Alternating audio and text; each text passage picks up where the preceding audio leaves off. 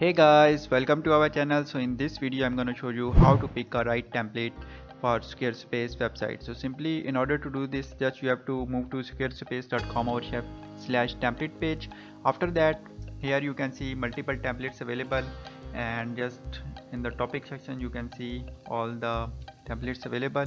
So simply now I want to create a fashion template. Simply just click on fashion. So when you click on your favorite category, so on the top side you can see all the related templates available. So simply now I will select this and click on start with Almeida. So I have selected this template and click on start with Almeida, and now here you can see after this just it will take some time to create your template.